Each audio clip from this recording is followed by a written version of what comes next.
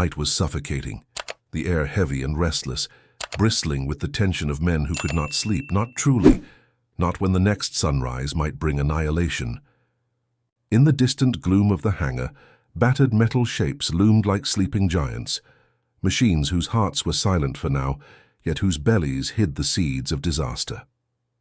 Each rivet, each line of solder could mean the difference between life and a fireball streaking across the morning sky. This was not a war of armies or of generals. It was a war of hands, of eyes straining under flickering lamplight, fingers prying at secrets that could kill or save. Tonight, fate would be rewritten by a single mechanic, a man more used to oil stains than medals, who noticed what dozens before him had missed. The prophecy, uttered as a mere warning on the lips of a field engineer days before, echoed in the mind of every worker who touched the planes. Something's wrong with the fuel lines. If the old solder fails, we won't make it to tomorrow. But hope had dwindled. Spare parts vanished weeks before. Improvisation was now a prayer answered only by luck and desperation. His name would not appear in the headlines, not yet. But in the moments before dawn, as the mechanics prepared one last round of inspection, he felt an unease, a pressure rising in his chest when he saw the hairline crack on a supply line. An ordinary flaw that had already consumed 3 bombers in silence, right on the runway. It was then the nail appeared, bent, ugly, tossed aside from the scrap heap. No seasoned supervisor would stand for it, but he knew the system cared only for protocol, not for survival. He placed the bent nail across the fracture, using the defect to clamp the line shut. A mad gamble, but one fueled by desperation and a fierce love for the lives that depended on him. Blood pounding in his ears, he sealed it, then showed his comrades. "Use these," he whispered, handing each a handful of bent nails. They stared, disbelieving, until seconds later the foreman arrived, demanding a full halt. Too late, the trick was already in motion. As first light crept through the cracks in the concrete, the squadron taxied to the edge of the field. The threat was invisible. The solder would have failed on takeoff, rupturing the line, flooding the engine with fuel before it could escape. But clamped with bent nails, the rupture held. 12 planes thundered skyward, trailing hope behind plumes of exhaust. The breathless moment stilled every heart. Waiting for the flash, the roar, the eruption, none came. Not one. For those who had watched too many comrades vanish in screams and fire, it was a miracle. The prophecy was not just a warning, but a promise. One fulfilled in the hands of a man who refused to believe in defeat. In the days that followed, as the story spread among the ranks, the bent nail trick became legend, a symbol of defiance in the face of impossible odds. The mechanic's name was spoken in whispered reverence, not for glory, but for survival, for trusting not in manuals but in ingenuity and the stubborn will to live. Thus began an unthinkable chapter in the saga of flight, a story not of bombers and battles, but of hands dirtied for hope, of ordinary men refusing to surrender to fate. The war, everyone realized, would be decided not only by strategy, but by the audacity of those willing to break rules for the sake of saving lives. And as the sun rose upon intact wings, nerves unbroken and eyes glittering with new resolve, a new kind of hero was born in the shadow of the hangar, one whose legend, forged of steel and stubbornness, would linger long after the last shot was fired. Restlessness grew in the heart of the camp, as news of the bent nail's triumph swept along the muddy lanes and echoed in the jittery laughter around breakfast fires. No one could ignore the patchwork miracle any longer. 6 more squadrons put their faith in the makeshift fix, standing shoulder to shoulder in the maintenance sheds, hoping that luck and sheer willpower could continue to hold back disaster. Planes were checked at all hours, sometimes under the baleful glare of supervisors, who dared not ask why so many nails suddenly vanished from supply bins. Behind every safe departure, gratitude warred with anxiety, the knowledge that for all their cunning, this rough repair might not last forever. Inside the mechanics' makeshift barracks, stories took on lives of their own. Veteran grease monkeys swapped fresh legends, how the bent nail had cheated death, how it had turned disaster into a footnote. Some swore they saw pilots pray to it. Youngest among them, Private Collins, carried a bent nail in his breast pocket, rubbing it like a talisman before every shift. Harper's skepticism faded as he watched his team wince when a distant engine sputtered, their faces tightening until silence signaled safety instead of catastrophe. No order from above could enforce the faith that now bound the crew together. It was hope, raw and unflinching, hammered in metal and sweat. But administration, cold and methodical, eventually took notice. A senior inspector arrived amid a chorus of rumors. His presence threatened to undo it all. He stalked the hangar, clipboard in hand, scrawling notes as men stiffened at attention. When he found the truth, a bent nail wedged into a fuel line, evidence of a breach in every protocol, his frown grew permanent. The mechanic braced himself for punishment, ready to fight not for himself but for the lives saved. The inspector lingered by the repaired line, gaze lingering over the rough solution, and asked softly, "Who thought of this?" Harper stepped forward. His voice was dry but steady. "We did, all of us." There was no apology, no regret. 12 planes, sir. 12 crews. The nail held. For a long, dangerous minute, the inspector said nothing. Finally, he set the clipboard down, checked the repair, and fixed the mechanic with a look both stern and strangely respectful. "Sometimes, gentlemen, rules keep us alive. Other times they get us killed." He walked on, and the hangar buzzed with a relief so palpable it felt like sweat breaking on every brow. The miracle was not just sanctioned, it was tacitly blessed. A new mood took hold. Engineers who once sneered at field improvisation began to ask for details. How had the nail been wedged? At what angle? At what tension? Was it always the same material, or did the technique vary?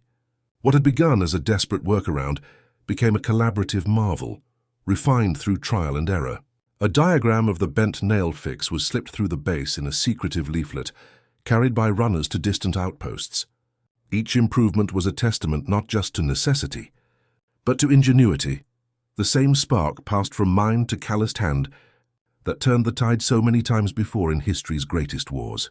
Still, the nightmare of failure haunted everyone. A single mistake, a nail too brittle or curved too sharply, could spell doom. The mechanics instituted rituals, double-checking every fix, sharing their own stories of heartbreak in the rare quiet moments before dawn. Each success, each day without disaster, deepened the legend and strengthened their resolve. The prophecy that once foretold doom now seemed a twisted promise of rebirth. So long as they adapted, as long as they trusted not just parts and tools but each other, survival was not only possible, it was inevitable. As the week wore on, survivors' guilt mingled with a fierce protectiveness over their craft. Memorials sprang up at the far edge of the field, makeshift shrines of dog tags and twisted metal, places to mourn those lost before the bent nail's intervention. Here in the hush of dusk, both mechanics and pilots came to leave tokens or say quiet words, grappling with sorrow and gratitude all at once. For many, the miracle wasn't just about the trick. It was about camaraderie, the unspoken bond between those who dared to care in the face of relentless, grinding war. When the opportunity came, every man who'd been part of the bent nail fix insisted on teaching others. Even as stories stretched and bent with the truth, the core remained: resilience, unity, survival. The trick had started as a simple gamble, but it was quickly something more.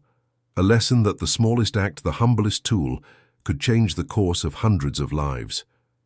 The prophecy lingered, not as a threat but as a challenge to each new dawn. Would they find the next solution or fall prey to complacency? In the glow of a hangar lamp, or the hush of silent engine checks, the bent nail gleamed. Survival was a choice renewed each day, an act of faith pieced together from the odds and ends of bravery and invention. Even if the trick was forgotten by the world outside, within these battered walls, every heartbeat, every turn of the wrench, every safe takeoff was proof that hope, like metal, could be bent but never truly broken. Restlessness grew in the heart of the camp, as news of the bent nail's triumph swept along the muddy lanes and echoed in the jittery laughter around breakfast fires. No one could ignore the patchwork miracle any longer. 6 more squadrons put their faith in the makeshift fix, standing shoulder to shoulder in the maintenance sheds, hoping that luck and sheer willpower could continue to hold back disaster. Planes were checked at all hours, sometimes under the baleful glare of supervisors who dared not ask why so many nails suddenly vanished from supply bins. Behind every safe departure, gratitude warred with anxiety, the knowledge that for all their cunning, this rough repair might not last forever. Inside the mechanics' makeshift barracks, stories took on lives of their own. Veteran grease monkeys swapped fresh legends, how the bent nail had cheated death, how it had turned disaster into a footnote. Some swore they saw pilots pray to it. Youngest among them, Private Collins, carried a bent nail in his breast pocket, rubbing it like a talisman before every shift. Harper's skepticism faded as he watched his team wince when a distant engine sputtered, their faces tightening until silence signaled safety instead of catastrophe. No order from above could enforce the faith that now bound the crew together. It was hope, raw and unflinching, hammered in metal and sweat. But administration, cold and methodical, eventually took notice. A senior inspector arrived amid a chorus of rumors. His presence threatened to undo it all. He stalked the hangar, clipboard in hand, scrawling notes as men stiffened at attention. When he found the truth, a bent nail wedged into a fuel line, evidence of a breach in every protocol, his frown grew permanent. The mechanic braced himself for punishment, ready to fight not for himself but for the lives saved. The inspector lingered by the repaired line, gaze lingering over the rough solution, and asked softly, "Who thought of this?" Harper stepped forward. His voice was dry but steady. "We did, all of us." There was no apology, no regret. 12 planes, sir. 12 crews. The nail held. For a long, dangerous minute, the inspector said nothing. Finally, he set the clipboard down, checked the repair, and fixed the mechanic with a look both stern and strangely respectful. "Sometimes, gentlemen, rules keep us alive. Other times they get us killed." He walked on, and the hangar buzzed with a relief so palpable it felt like sweat breaking on every brow. The miracle was not just sanctioned, it was tacitly blessed. A new mood took hold. Engineers who once sneered at field improvisation began to ask for details. How had the nail been wedged? At what angle? At what tension? Was it always the same material, or did the technique vary? What had begun as a desperate workaround became a collaborative marvel, refined through trial and error. A diagram of the bent nail fix was slipped through the base in a secretive leaflet, carried by runners to distant outposts. Each improvement was a testament not just to necessity, but to ingenuity, the same spark passed from mind to calloused hand that turned the tide so many times before in history's greatest wars. Still, the nightmare of failure haunted everyone. A single mistake, a nail too brittle or curved too sharply, could spell doom. The mechanics instituted rituals, double-checking every fix, sharing their own stories of heartbreak in the rare quiet moments before dawn. Each success, each day without disaster, deepened the legend and strengthened their resolve. The prophecy that once foretold doom now seemed a twisted promise of rebirth. So long as they adapted, as long as they trusted not just parts and tools but each other, survival was not only possible, it was inevitable. As the week wore on, survivors' guilt mingled with a fierce protectiveness over their craft. Memorials sprang up at the far edge of the field, makeshift shrines of dog tags and twisted metal, places to mourn those lost before the bent nail's intervention. Here in the hush of dusk, both mechanics and pilots came to leave tokens or say quiet words, grappling with sorrow and gratitude all at once. For many, the miracle wasn't just about the trick. It was about camaraderie, the unspoken bond between those who dared to care in the face of relentless, grinding war. When the opportunity came, every man who'd been part of the bent nail fix insisted on teaching others. Even as stories stretched and bent with the truth, the core remained: resilience, unity, survival. The trick had started as a simple gamble, but it was quickly something more. A lesson that the smallest act, the humblest tool, could change the course of hundreds of lives. The prophecy lingered, not as a threat but as a challenge to each new dawn. Would they find the next solution or fall prey to complacency? In the glow of a hangar lamp, or the hush of silent engine checks, the bent nail gleamed. Survival was a choice renewed each day, an act of faith pieced together from the odds and ends of bravery and invention. Even if the trick was forgotten by the world outside, within these battered walls, every heartbeat, every turn of the wrench, every safe takeoff was proof that hope, like metal, could be bent but never truly broken. The war's rhythm was relentless, and with each passing day the mechanics felt the stakes sharpen. Their adversaries were as much time and exhaustion as the enemy's fire and steel. Hours blurred as the ground crews worked through freezing dawns and broiling afternoons, backs bent over engines and fuselage in a symphony of worry, hope, and ingenuity. Every takeoff felt like defiance, no longer just against malfunctioning machines, but against fate itself, written in solder, sweat, and now bent nails. The nail trick had become more than a rumor. It was a lifeline, almost sacred, carried quietly among the faithful Web1. Rumors of the miracle reached distant airfields, and soon sentries and engineers from squadrons scattered across battered landscapes came to learn firsthand. Maintenance manuals were useless here. Experience and improvisation mattered more than any directive from high command. Men who'd never met before stood shoulder to shoulder in the oily gloom, hands swapping nails and stories, eyes gleaming with the knowledge that safety now rested on the collective wisdom being shared outside any official dispensation. Web. Tat. In North Africa, a mechanic recounted how the desert heat cooked the wings by midday, and a bent nail in the fuel line was the only thing between his crew and oblivion. In battered European hangars, crews tried the trick on new airframes so riddled with bullet holes they could barely limp off the ground. Maintenance was always a race. With paint still drying, bombers would be rushed into action, pilots strapping in as ground crew hurriedly patched up canvas and metal with any tool at hand. In some cases, the only petrol tanker was shared among units, meaning every minute spent on a repair might cost another crew a chance at survival. The bent nail trick became currency. Nails were exchanged not just for necessity, but as acts of solidarity, small symbols of resistance against the avalanche of casualties that had marked the previous month's web. The emotion in the hangar was electric. For every night spent in fear, there was a morning in which all 12 planes came back, scuffed, streaked with oil, but intact. The chief mechanic, who had survived 3 bombing raids on base, remembered the prophecy again, the words echoing every time another squadron rolled past. "It'll hold if we make it hold," he said, insisting on double and triple inspections, reminders of how thin the line was between hope and catastrophe. Rituals emerged. Before every flight, the mechanics offered the bent nail to the pilots, a silent exchange passed hand to hand, no boasts, no speeches, just raw trust. Loss was never forgotten. Every night, men gathered around makeshift memorials of shattered parts and dog tags. Silence and shared glances painted a picture more vivid than any official honor roll.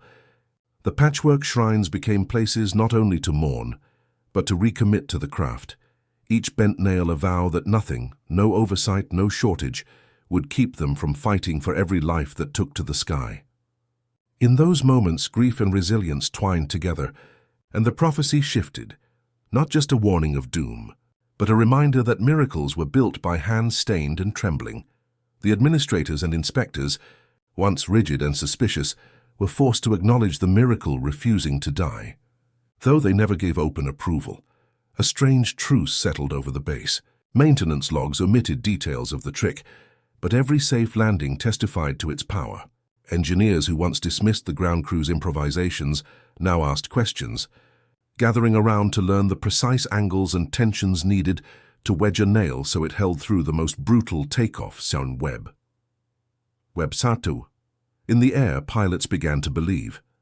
Sometimes mid-flight, fingers would brush the fuel line, feeling for the telltale bump, knowing their lives depended not on protocols, but on the quick, desperate brilliance of the men below. When planes returned from missions battered but whole, the cheers in the hangar were tinged with tears, each victory a rebuke to the war's cruel mathematics. From these battered hangars and grief-soaked fields emerged a new kind of story, not one about generals and battles, but about hands, nails, and faith, hard-won in the trenches of maintenance. The prophecy found new language. It was no longer the prediction of failure, but a call to arms for every mechanic who refused surrender. The bent nail trick was legend, but it was also a promise. Broken only when hope failed, bent but never broken. Every new dawn brought fresh challenges, yet by now a quiet determination echoed through the corridors and hangars, where so many had struggled and succeeded against impossible odds. The bent nail fix was no longer confined to a solitary hangar or whispered legend. Its story flourished in every makeshift barrack and wind-swept field. Despite relentless fatigue, mechanics leaned on experience and instinct, passing the nail trick into doctrine, its use spreading almost as fast as news of its first success. Web. The growing sweep of war demanded innovation on every front. Long after nightfall, as engines cooled and the hum of departing bombers faded, ground crews in Europe and the Pacific grappled with repairs others deemed impossible. In the Pacific, the launch of Operation Ivory Soap marked a turning point. Liberty ships retrofitted as floating repair units raced from island to island, keeping battered B-29s in the fight. Thousands of miles away, crews adapted the bent nail trick for engine and fuel line emergencies, improvising under conditions that turned every fix into a test of willpower and resourcefulness. At home and overseas, training shifted to meet the new reality. Manuals were rewritten on the fly. Instructors discarded old protocols in favor of practical wisdom.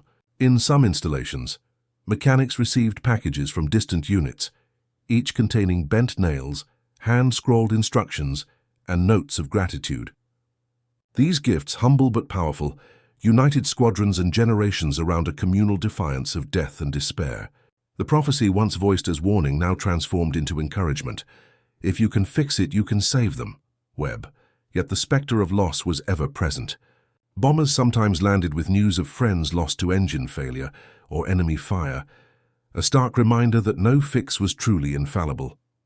Faces darkened as crews labored through snow and rain, fingers numb yet resolute. But these hard-won lessons strengthened their resolve. They became more rigorous, more inventive, sometimes turning tragedy into improvement. Every setback reminded them to check, recheck, and innovate, to push the boundary of what was possible for the sake of one more safe return.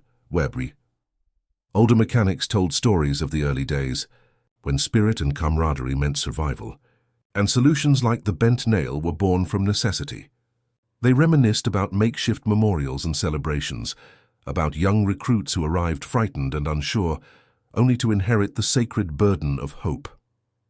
Training schools and bases across the world added new modules: improvisation under fire, emergency field fixes. Wisdom accumulated not just in textbooks, but in memory and ritual, a living testament to resilience. As the trick matured, some squadrons invented more sophisticated iterations, using shaped metal for greater durability, refining the technique to suit jets and bombers alike. The bent nail became symbol and safeguard, its arc as much emotional as mechanical.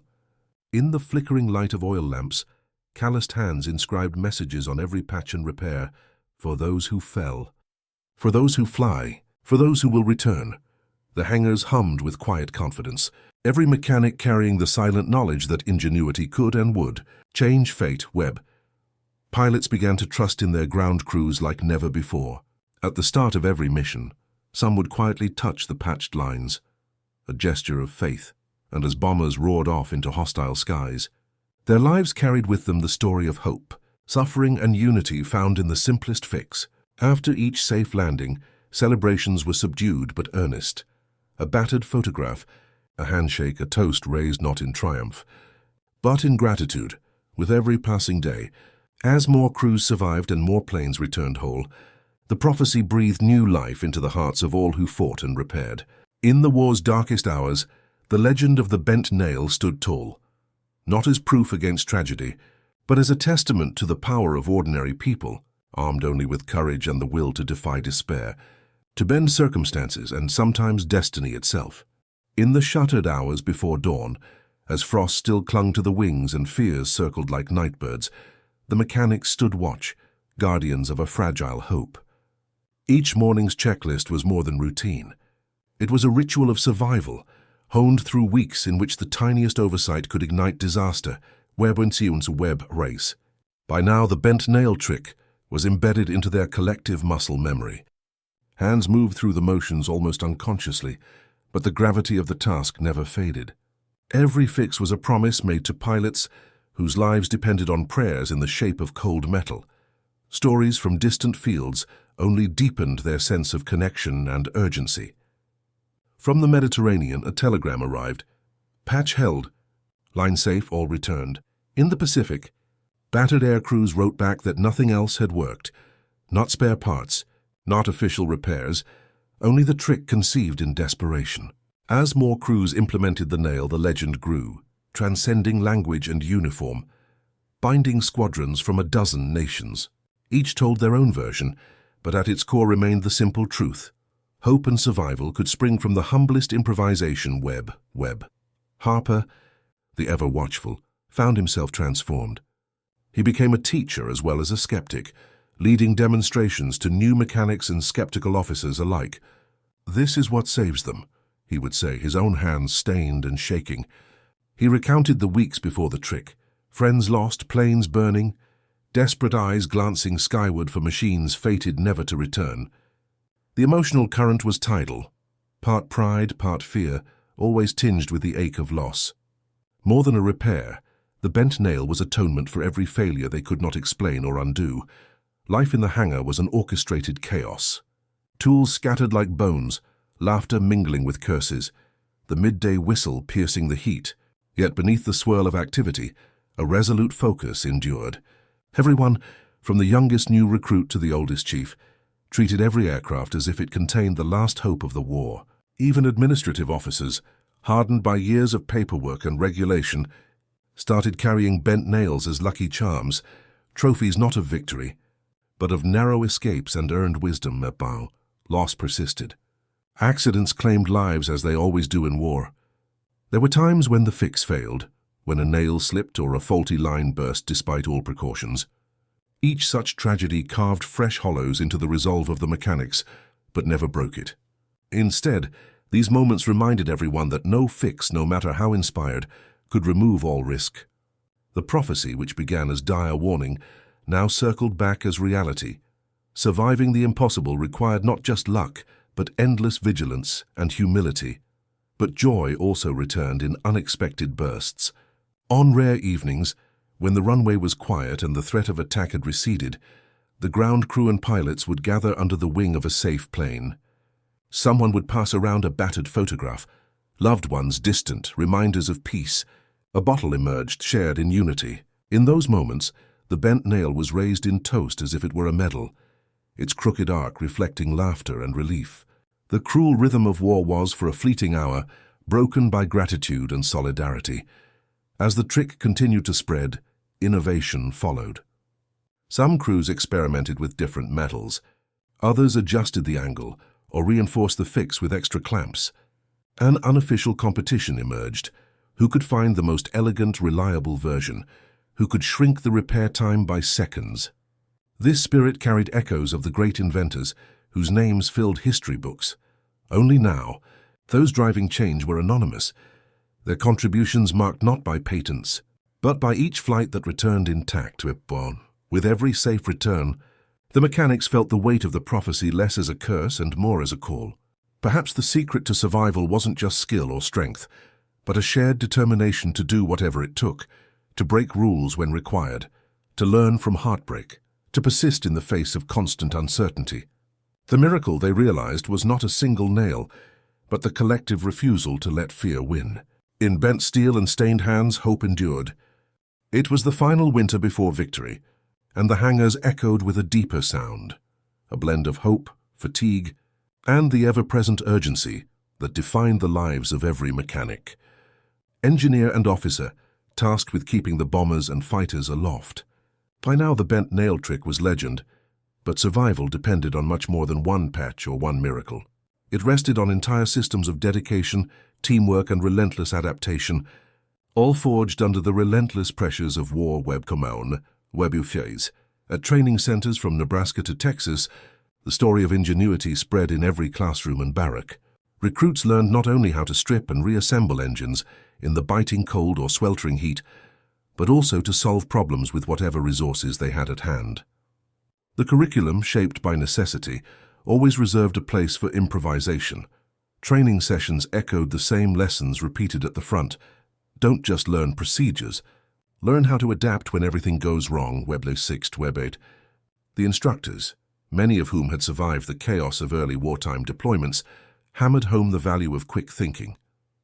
Sometimes, all that stood between a returned pilot and tragedy was a bent nail, a length of wire, or a patch cut from canvas. At the vast depots and on the front lines, the rhythm of work was relentless.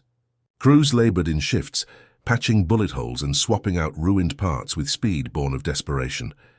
The most experienced mechanics worked miracles in minutes, returning exhausted but determined each time, while younger recruits watched and learned, finding hope in even the smallest success. The hangars became communities bound by purpose, where laughter sometimes mixed with tears, and where loss never overshadowed the quiet pride in each plane sent back into the sky web. Web 8. Carrier aircraft service units proved vital across the Pacific.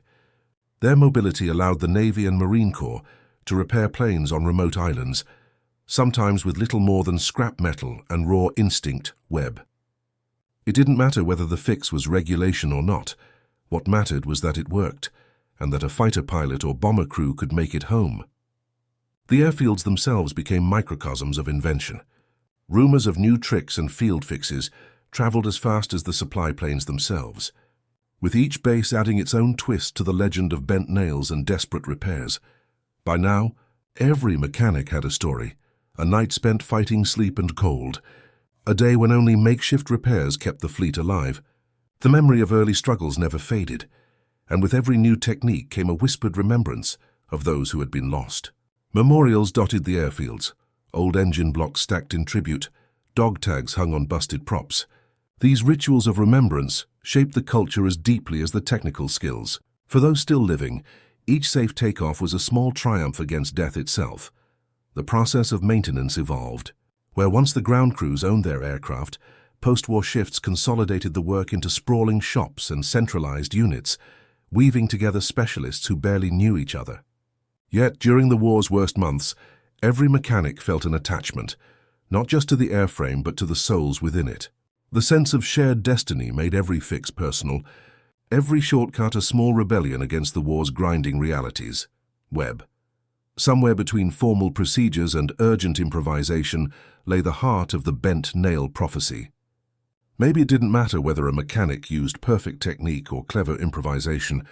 What mattered was loyalty to survival and the will to bend fate. That lesson would echo far beyond the armistice, carried forward into every new era of aviation, remembered by those who learned it the hardest way. In the final weeks, as units prepared for the war's end, stories of the bent nail spread not only through the airfields but also into factories and post-war manuals. The tale was told in every debriefing, sometimes as a parable, sometimes as a warning. Engineers who had once scoffed at field fixes now acknowledged the quiet wisdom behind desperate improvisation. Training shifted accordingly. New recruits were taught to value ingenuity, because history had proven that survival demanded more than technical skill. It needed heart, will, and sometimes a risk that defied all caution. Web harmed a web. So it should come as no surprise that when peace finally arrived, the legend lived on. The veteran mechanics wrote their own histories, teaching new generations not just the steps and sequences of aircraft repair, but the values learned in smoke, sweat, and midnight crisis. Factories tried to design out the need for improvisation. Nonetheless, ground crews always kept their own secrets, holding on to talismans, a bent nail, a scrap of wire, that whispered of a time when the odds could be bent with nothing more than hope. And thus the prophecy fulfilled itself, not with headlines or medals, but with 1,000 small acts of courage and invention.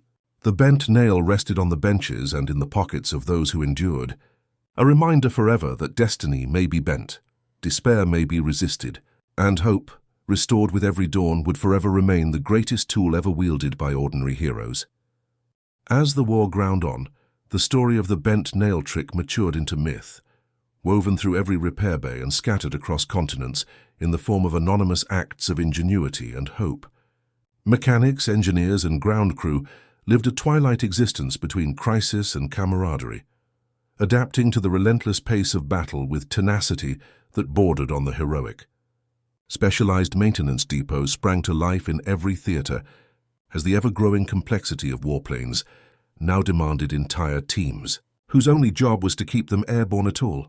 COS Web Hunter Webifit training became a permanent fixture of the war's rhythm. Schools like Shepherd Field in Texas stayed open day and night, their hangars filled with the sound of men learning to strip engines, patch fuselage wounds, and improvise under pressure. Web Units Web 60. The 5-month fighter mechanic programs divided every phase of an aircraft's anatomy into lessons: fuselage construction, engine diagnosis, material science, and field improvisation. Simulated combat repairs became part of the curriculum, teaching the next wave of maintainers to adapt, innovate, and trust the whispered stories leaking in from battered bases around the world. Manuals, once inviolable, were revised constantly. Instructors took pride in showing new recruits not just proper procedure, but the value of creativity in a crisis. At each airfield, resourcefulness was a currency worth more than gold. Crews worked 24-hour shifts, patching bullet holes, replacing ruined gauges, and inventing solutions when standard parts were spent. Small repairs like plugging fabric tears or tightening engine wires might keep a fighter in the air for one more life-or-death sortie. Webb said. The spirit of make, do, and mend became doctrine, with teams sharing advice on using found materials, aluminum scraps, twisted wire, even bits of canvas, and, crucially, bent nails. Often, the only thing separating a plane from oblivion was the willingness of the crew to bend a taboo as easily as a steel fastener. The maintenance operation evolved quickly.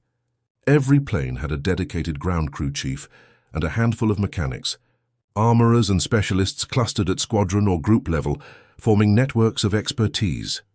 The unit spirit that grew from working on one aircraft for weeks, sometimes months, was etched deep into the morale and culture of combat. Webb. Mechanics personalized their wards with chalk or paint, sometimes taping bent nails over warning labels with wry jokes. Fate bender. Last resort miracle. Such tokens reminded everyone that survival was always handmade, never guaranteed by distant headquarters. Carrier aircraft service units, especially in the Pacific, moved with the tide of battle. These mobile teams fixed fighters and bombers under every conceivable hardship, shifting from coral strip to jungle field with only what they could carry. Webb. They worked on seaplanes, torpedo bombers, and night fighters, sometimes inventing new repairs on the spot. Bent nails and other improvisations became signatures of their skill, used to plug leaks, reinforce weak panels, or stabilize control surfaces gouged by enemy fire. Inside headquarters, leaders tracked not just missions but miracles.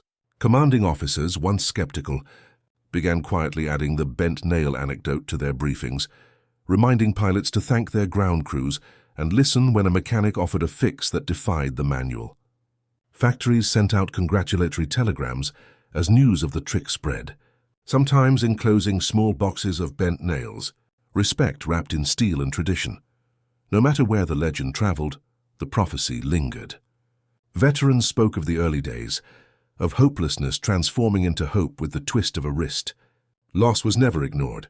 Shrines of destroyed props or severed lines marked the hangars where tragedy had taught lessons as vital as any handbook. Mechanics learned to mourn with dignity and resolve, treating every patch and improvised fix as sacred responsibility. The historical evolution of aviation maintenance was now entwined with the nails fable, an evolving testament to the power of adaptation, community, and undaunted will. By war's end, even as advanced jets and new factories redefined the next era, the lesson endured. When faced with the edge of disaster, human ingenuity shines brightest. The bent nail emblem of this era belonged not to any one hero but to the thousands who bent rules, bent steel, and bent destiny itself, so that others might soar. If you've stood with us through the thunder of history, you know there's always more beneath the surface. Hit subscribe now and ring the bell, because every story of war, courage, and consequence deserves to be told. Join our ranks, dive deep into the untold battles, and become part of the mission to remember. Your next chapter starts here.